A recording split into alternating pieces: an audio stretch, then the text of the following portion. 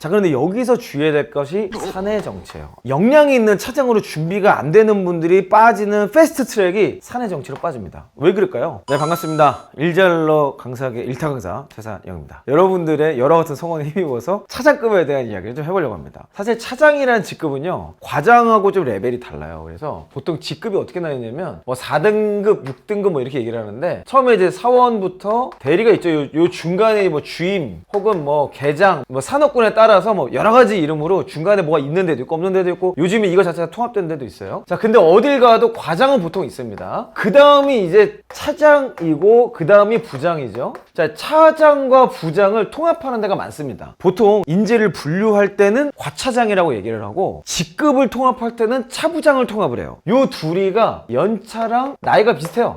무슨 차이인지 알아요? 능력 차이야, 능력 차이. 과장 중에 좀 눈에 띄는 사람이 차장 승진을 일찍 합니다. 그래서 차장은요, 근속 이 기간이 다른 직급에 비해서 굉장히 짧아요. 그래서 진짜 역량 있는 부장을 길러내는 뭐 그런 정류장 같은 곳이다, 이렇게 이해하시면 조금 더 쉽습니다. 자, 그런데 요즘에는 어쨌든 차장이라는 직무를 안 쓰는 데도 많고 아예 없애버리려고 하는 추세긴 하죠. 그래서 보통 직무를 통합할 때 요 밑에를 하나, 그 다음에 과장급을 하나, 차부장급을 하나, 그리고 임원급을 하나, 이렇게 해서 4단계로 이제 나눕니다. 전통적 의미에서의 차장의 역할은 지금도 당연히 살아있고, 그 차장의 역할이 좀 통합돼서 이제는 뭐 나이라든지 이런 걸 고려했을 때 좀 더 빨리 맡거나 아니면 조금 더 늦게 맡게 되거나 이런 것들이 회사마다 좀 차이가 있을 수 있다. 하지만 이 차장의 역할에 대해서는 분명히 아셔야 되기 때문에 여러분들 오늘 영상도 끝까지 주목하시면 좋겠습니다. 차장이 뭐 하는 사람인지 한번 알아봅시다. 여러분, 커리어라는 것에 표상 있죠. 나는 이런 사람이 될 거야, 이런 역량을 갖출 거야 라고 했을 때 구체적인 표상이 바로 이 사람들입니다. 그러니까 여러분들은 이분들을 바라보고서 앞으로 달려가면 되는 거예요. 그래서 이 차장이라는 직급을 한 단어로 하면 전략기획자다라고 정리를 할 수 있어요.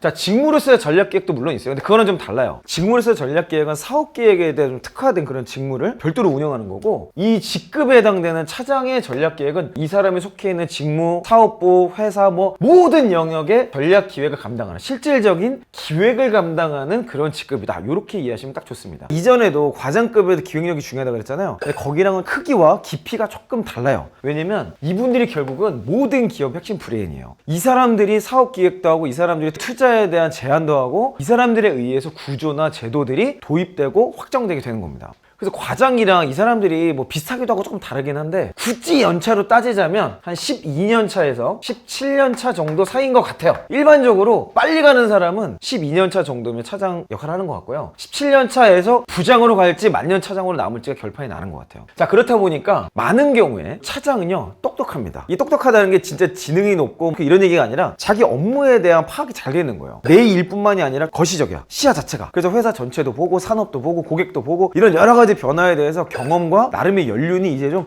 갖춰지기 시작한 그 레벨이 바로 차장입니다. 그러니까 자기 업무 정도에 대해서는 어느 정도 마스터도 돼 있고, 사람들도 어느 정도는 이끌 수 있어. 근데 이 차장분들에게 요구되는 거는 사실은 리더십이 1번은 아니에요. 이 사람들에게는 아주 브릴리언트한 기획을 더 많이 요구하는 경우가 많습니다. 그래서 그런 걸 요구받다 보니까 이분들이 조금 시니컬하고 삐딱해, 이렇게 말을 하는 것도 그렇고 뭔가 비판적이야, 비판적. 그게 가능한 이유는 뭐냐면, 이분들은 아직은 사람에 대해서 책임지는 부장급 레벨이 아니라서 그래요. 대부분의 대기업에 전략기획본부 뭐 이런 기획팀 이런 게 다 있어요. 자, 거기에 주실무자가 차장급으로 구성이 되어 있다는 거 보면 왜 그렇게 구성하는지 대략적으로 알 수 있겠죠. 자, 그래서 오늘 영상은 여기 계신 분들, 우리 구독자분들이 다 주니어 분들이 많잖아요. 그러니까 여러분들의 커리어의 표상이 차장이라고 생각하고, 이런 차장이 있다면 어떻게든 보고 배워라 라는 관점과, 현재 차장이신 분들이라면 이런 것들 주의해야 됩니다 라는 두 가지 관점으로 여러분께 설명을 드리도록 할게요. 자, 에이스 차장들의 특징은 첫 번째, 통찰력이 있습니다. 통찰력. 그러니까 자기 업무와 자기 회사에 대한 나름의 기준과 통찰력이 있어요. 그래서 이 사람이 하는 얘기를 들어보면은 부장님이 하는 얘기 이해가 안 되는데 이 사람이 하는 얘기 들어보면 그게 뭔 소리인지 알겠어. 이런 해석을 해낼 수 있는 사람이에요. 이분들은 경험도 많고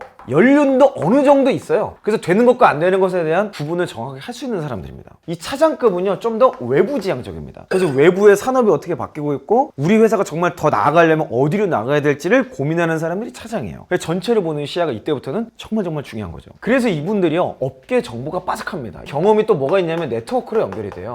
그래서 나름의 정보가 많아요. 잘 되는 데와 안 되는 데는 어떤 특징이 있고 트렌드는 어떤 게 있고 우리가 BP, WP라고 말하는 베스트 프랙티스, 잘한 것과 워스트 프랙티스, 정말 못한 케이스들이 어떤 건지도 나름의 정보를 탁탁탁탁 가지고 있고 그 내용으로 우리 회사 업무를 기획하는 사람들이라는 거죠. 그래서 우리가 일을 하다 보면 기획을 할 때 핵심이 이거라고 했잖아요. 이상을 봐야 된다고 했어요. 과장급에서 이상과 현실이 있는데 이 사이 어딘가를 잘 보는 사람이에요. 그러다 보니까 비현실적인 아이디어를 제안하면 바로 잘라버립니다. 그러니까 여러분들이 아이디어를 막 냈는데 과장한테 잘리는 거랑 차장한테 잘리는 거랑 부장한테 잘리는 거는 전혀 다른 의미를 가지고 있습니다. 부장한테 잘리는 거는 이분들이 못 알아들어서 그럴 수도 있어요. 이분들이 뭐 그리고 과장한테 잘리는 거는 이분이 무능해서 그럴 수도 있어요. 차장한테 잘리는 거는 대부분 망상 혹은 실현 불가능한 아이디어를 막 던져서 이분들이 냉철하게 딱 봤더니 이건 쌉소리야 꺼져 막 이래가지고 잘리는 걸 수도 있으니까 여러분이 정말 이상적으로 생각했던 아이디어가 어느 맥락에서 잘렸는지를 한번 점검해보면서 쓰시면 좋을 것 같습니다. 이 현실과 이상의 갭을 점점 줄여가는 게 이분들의 역할이기 때문에 그걸 잘 이해하고 이걸 줄이기 위해서 우리는 뭘 해야 된다라는 구체적인 타겟 혹은 방향성, 목표 이런 것들을 본인은 못하더라도 우리 조직은 어떻게 가야 된다라는 것들을 기획해 나가는 역할이 사실상 차장이 가장 중요한 거죠. 자, 그런데 이분들이 주의해야 될 게 있어요. 사실 좀 역량 있는 차장급, 그냥 뭐 시간 지나서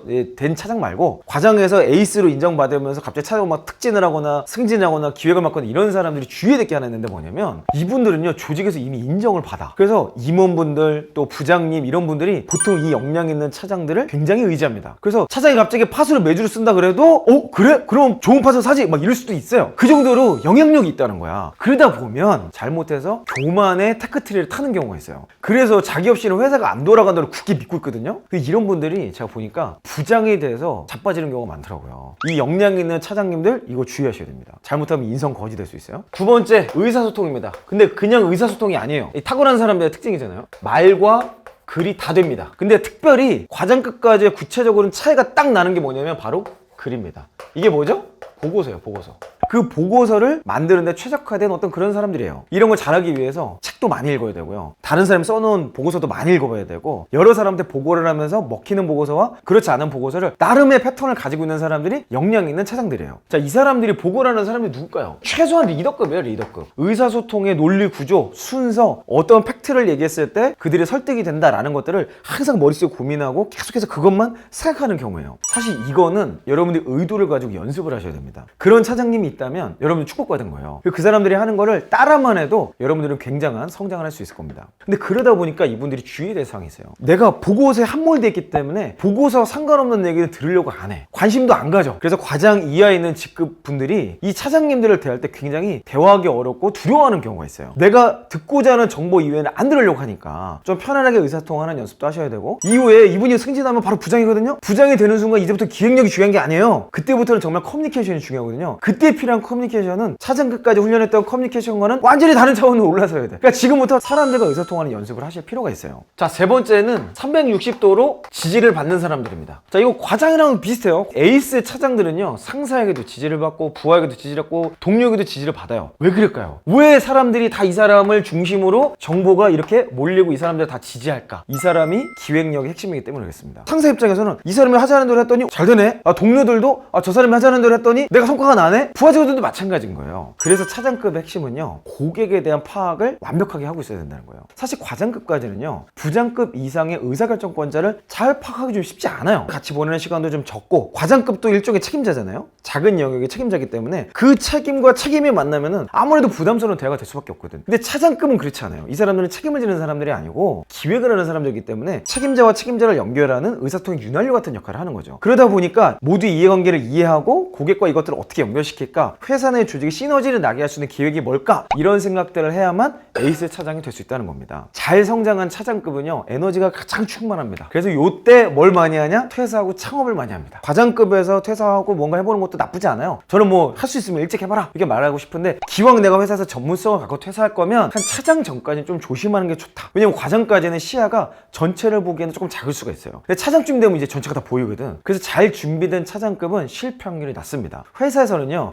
잘 준비된 차장의 이야기만 잘 반영해줘도 회사가 잘 성장할 수 있어요. 그래서 320도의 지지를 받는다는 것이 일종의 이게 리더십이 있다는 얘기거든요. 근데 이 사람들의 리더십은 뭐냐면요, 사실 의사소통이에요. 근데 의사소통을 어떻게 하는가가 과장급과는 좀 차이가 생깁니다. 이 사람들은요, 어떤 변화를 기획하는 사람이잖아요. 더 나은 발전하기 위해 기획을 하는 사람들이기 때문에 보통 변화를 주도하는 그런 역할을 하게 됩니다. 그래서 이 사람들은요, 변화의 필요성을 먼저 소통해줘요. 그리고 변화의 방향성을 소통해주고 변화가 일어날 타이밍을 이해 당사자들에게 먼저 알려주는 거예요. 근데 이런 의사소통 없이 그냥 변화를 확 꽂아버리면 많은 사람들이 어려워하기도 하고 적응을 실제로 잘 못하면서 이 변화 자체가 올바로 작동되지 않는 경우가 많죠. 자, 여기까지만 들어도 벌써 쉬운 게 아니죠. 그러니까 회사에 있는 차장님들 여러분 다 존경하세요. 자, 그런데 여기서 주의해야 될 것이 사내 정치예요. 역량이 있는 차장으로 준비가 안 되는 분들이 빠지는 패스트 트랙이 사내 정치로 빠집니다. 왜 그럴까요? 내 기획안이 언젠가부터 안 먹혀. 이게 안 되니까 내 기획안을 통과시키기 위해서 어쩔 수 없이 선택하는 게 뭐예요? 사내 정치. 내 기획이 통과되는 건지, 저 사람 말대로서 내 기획안이 통과된 건지 모르겠어. 근데 어찌됐건 간에 내가 기획한 게 통과되는 경험을 보니까 누구의 줄을 섰을 때 이런 생각으로 실력과 상관없이 사내 정치 줄을 서는 분들이 이때부터 나타납니다. 차장이 하는 일이 기획이라고 했잖아요. 기획이라는 것 자체가 아직 일어나지 않은 일이야. 그 일어나지 않은 일은 이게 진짜 성과로 될지 안 될지를 가봐야 하는 거잖아요. 그러다 보니까 거기에 대한 두려움이 또 있어요. 결국에는 권력자에게 자신을 맡기는 일들이 이때 일어나게 되는 거죠. 이거 정말 주의해야 되는 겁니다. 그래서 제가 차장을 마무리를 하자면, 차장급인데 위에서만 지지를 받잖아요. 이 사람은 실력 없는 예스맨으로 전락했을 확률이 높아요. 근데 차장급인데 아래에서만 지지를 받아요. 실력 없는 그냥 과장급 차장일 수 있습니다. 이 두 가지는 굉장히 다른 요소라고 말할 수 있겠죠. 네, 오늘 차장에 대해서 좀 알아봤는데요. 차장은 여러분이 커리어의 전문가라고 생각하는 그 끝단에 가 있는 사람이에요. 부장부터는 더 이상 커리어라는 게 적용이 안 됩니다. 거기부터는 좀 다른 차원을 해석을 해야 되고, 여러분이 전문가라고 말할 수 있는 구체적 표상이 차장이라는 걸 염두에 두시고, 지금부터 여러분이 사회 초년생이건 뭐 과장급이건 대리급이건 지금부터 구체적인 표상, 누구를 보고 배울 것이냐, 누가 가장 역량이 있는 에이스 차장이냐라는 것들을 보시고 그분과 함께 일도 해보시고 그분의 역량을 여러분이 카피 앤 페이스트 해보시는, 더욱더 빨리 여러분의 커리어가 성장할 수 있지 않을까 생각이 듭니다. 네, 그럼 저는 여러분들의 반응을 보고 부장급을 할지 말지 영상으로 함께 만나보도록 하겠습니다. 여러분의 커리어가 성장하는데 여러분의 편에 서 있는 인사팀장으로서 살아가도록 하겠습니다. 이상 이영이었습니다.